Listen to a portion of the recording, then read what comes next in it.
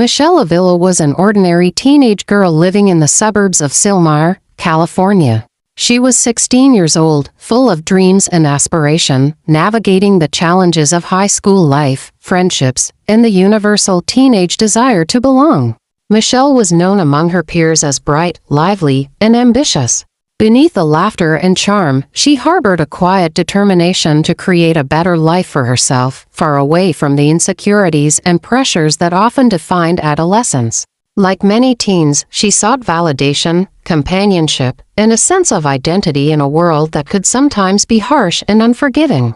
In the summer of 1985, Michele's life seemed typical, yet beneath the surface, tensions and jealousy brewed among her circle of acquaintances. Michele had been involved in a complicated web of friendships and rivalries, a social environment that, while seemingly normal on the surface, carried seeds of resentment and envy. At this age, social hierarchies mattered profoundly, and the perception of popularity or influence could trigger extreme emotions.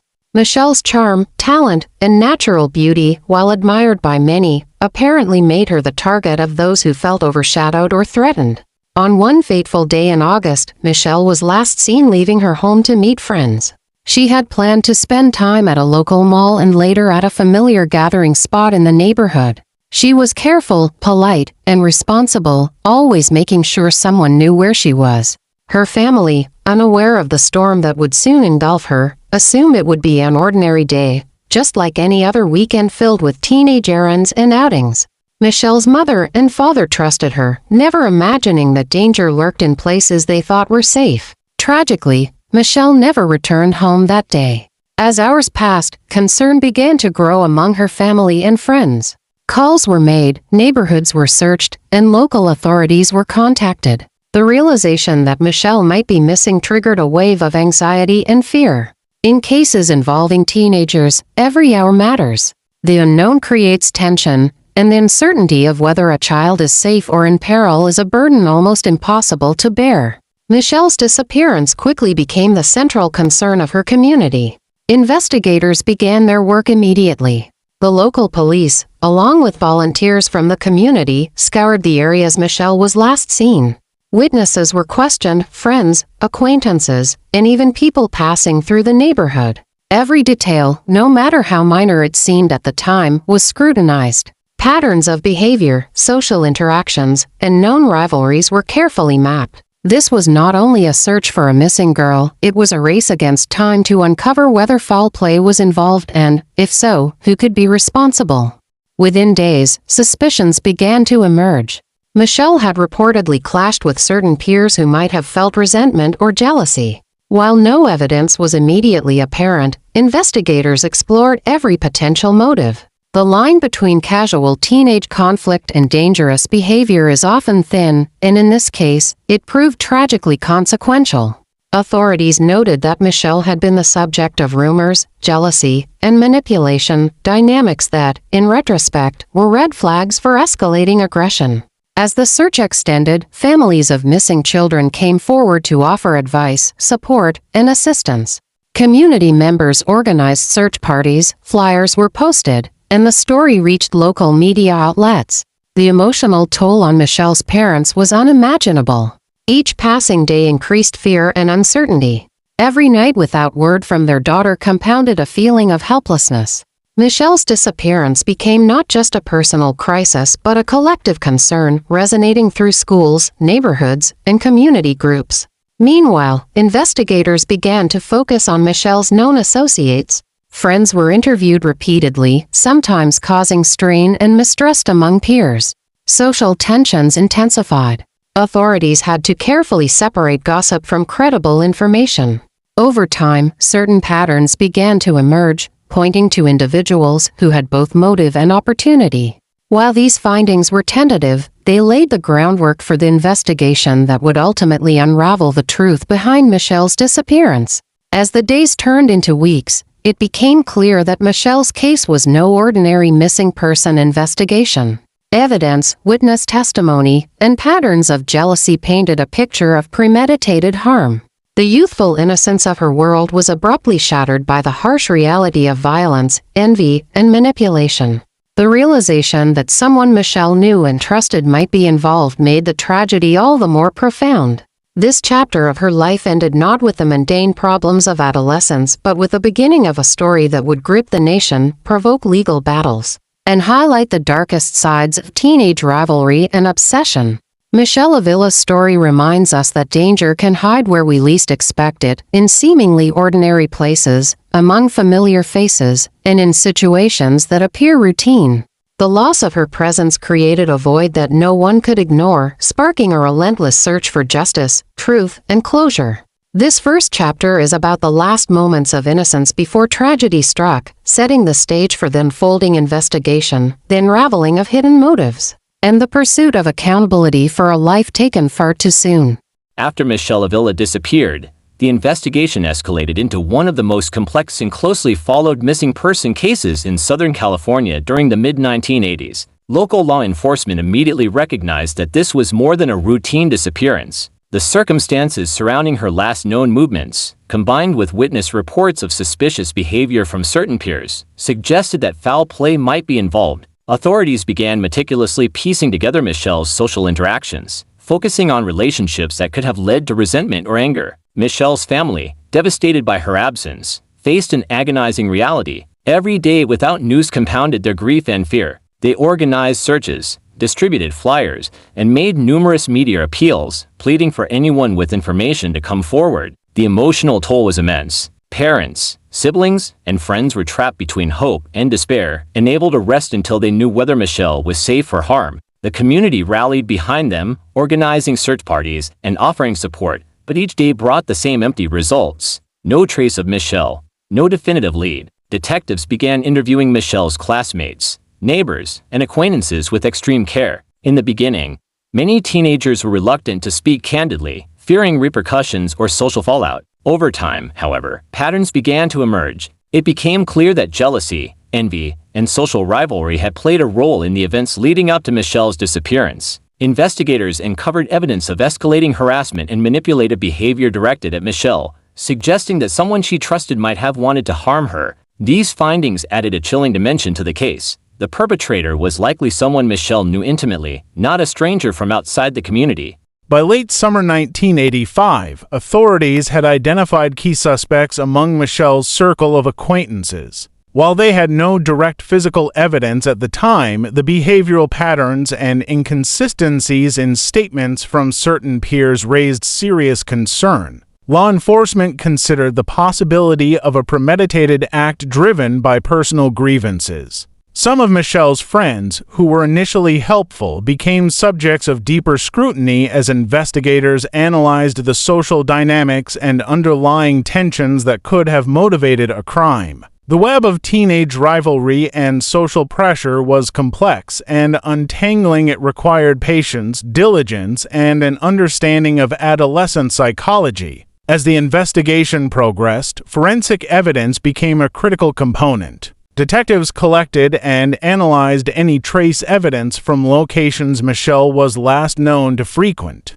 While technology in 1985 was limited compared to modern standards, investigators worked meticulously to document every detail, from fingerprints to fiber analysis. Every piece of evidence was examined for links to possible suspects. Meanwhile, law enforcement also considered circumstantial evidence, evaluating behaviors, motives, and patterns that could point to the person responsible. The challenge was enormous, reconstructing events from limited physical evidence while navigating the intricate dynamics of teenage relationships. The investigation was further complicated by conflicting accounts and misinformation. Rumors, hearsay, and personal biases threatened to cloud the truth. Detectives had to separate emotional conjecture from factual reporting. They relied on careful interviews, cross-referencing statements, and corroborating testimonies whenever possible. Friends of Michele provided insights into her personality, her daily routines, and the subtle tensions she had faced. These insights, though indirect, were invaluable in establishing a timeline and understanding potential motives. As the weeks turned into months, investigators focused on teenagers who had a known history of jealousy and resentment toward Michele. These individuals had reportedly felt overshadowed by her popularity, achievements, and social presence. While such emotions are common in adolescents in this tragic case, they escalated into dangerous intent. Law enforcement considered the possibility that Michele had been lured, coerced, or forced into a situation where she could be harmed. The careful analysis of behavior, opportunity, and social pressure became central to building a case. Eventually, detectives gathered sufficient evidence to confront the suspects. Under questioning, inconsistencies in their stories became apparent. Investigators noticed subtle admissions, hesitations, and contradictions that suggested a deeper involvement than initially anticipated. The process of piecing together the truth required months of patient work, careful interrogation, and coordination among multiple law enforcement agencies. The complexity of teenage social networks, coupled with limited technological tools of the time, made this case especially challenging. The legal system began to move as charges were eventually brought against the identified suspects. The courtroom process was grueling and emotionally charged. Families, friends, and the community followed the proceedings closely. For Michele's family, every hearing was a mix of hope and heartache. They wanted accountability and closure, yet the pain of reliving the events, the betrayal by someone within their social circle, and the uncertainty of justice made each day difficult. The trial highlighted the consequences of jealousy, manipulation, and cruelty that escalated beyond imagination. This chapter demonstrates the painstaking investigative work, the emotional turmoil of the families, and the devastating reality that the perpetrators were not strangers but individuals Michele had known and interacted with regularly. It underscores how adolescent rivalries, when combined with envy and malice, can tragically escalate into irreversible acts of violence. The pursuit of justice, while ultimately successful, required navigating a maze of psychological, social, and evidentiary challenges. The final chapter in the tragic story of Michele Avila centers on the courtroom, the pursuit of justice, and the lasting impact of a young life taken far too soon. After months of painstaking investigation, authorities finally had enough evidence to bring the suspects to trial. The courtroom became the setting where private grief, public attention, and legal scrutiny collided in a harrowing confrontation with the truth. For Michele's family, the trial was both a relief and a renewed source of trauma, a space where the reality of her murder could no longer be avoided. The trial began with intense media coverage. Reporters, photographers, and cameras followed every development, transforming the courtroom into a highly visible stage. While this attention kept Michele's story alive in the public consciousness, it also added pressure to the legal process. The prosecution meticulously presented evidence collected over months, highlighting the jealousy, manipulation, and premeditated actions that led to her death. Witnesses described Michele's last known movements, the interactions she had with friends and acquaintances, and the emotional climate surrounding her final days. Each testimony painted a picture of a vibrant young girl caught in a tragic convergence of envy and malice. Forensic evidence played a central role. Investigators had gathered fibers, personal items, and other trace evidence that linked the suspects to the crime. While technology in the 1980s lacked many modern advancements, the careful collection and presentation of this evidence proved crucial in establishing a timeline and demonstrating opportunity. Experts testified about the psychological dynamics of adolescent jealousy, showing the court how seemingly ordinary teenage emotions could escalate into violence when coupled with peer pressure and obsession. This testimony helped the jury understand not just what happened, but why such a tragedy could occur in what appeared to be a safe suburban environment.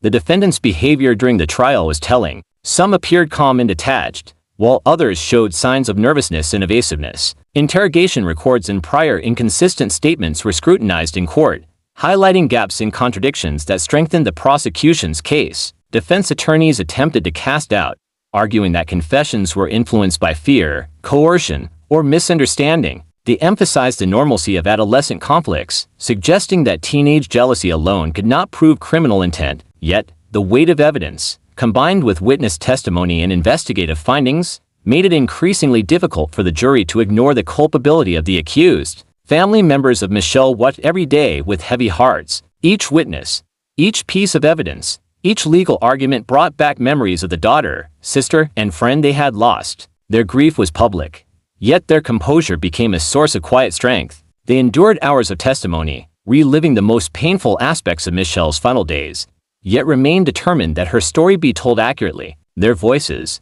both in and out of the courtroom, emphasized that Michele was more than a statistic or a news story. She was a human being whose life mattered, whose experiences deserve recognition, and whose murder demanded accountability. The trial culminated in convictions. The jury found the defendants guilty of Michele Avila's murder, delivering the long-awaited verdict that brought a measure of closure to the family. Sentences were handed down, ensuring that those responsible would be held accountable for their actions. For the community, the verdict was a bittersweet moment, relief at seeing justice served, tempered by the enduring sorrow over lives lost and innocence destroyed. The court proceedings reinforced the principle that violent actions, no matter the age or background of the perpetrators, have serious consequences. Even after the legal conclusion, Michelle's story continued to resonate. The case became a cautionary tale about the dangers of jealousy, peer manipulation, and the dark potential of adolescent social dynamics.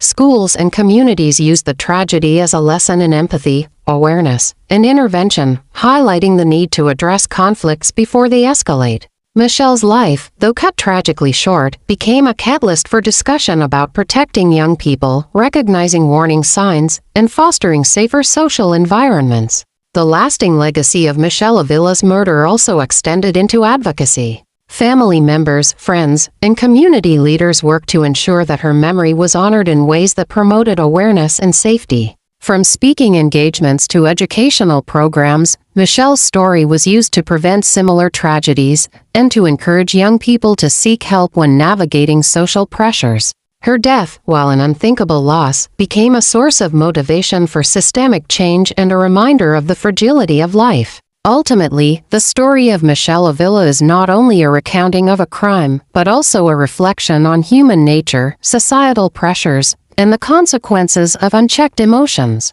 The final chapter underscores the importance of justice, remembrance, and advocacy. Michelle's name remains remembered not just for the tragedy of her death, but for the awareness her story continues to bring.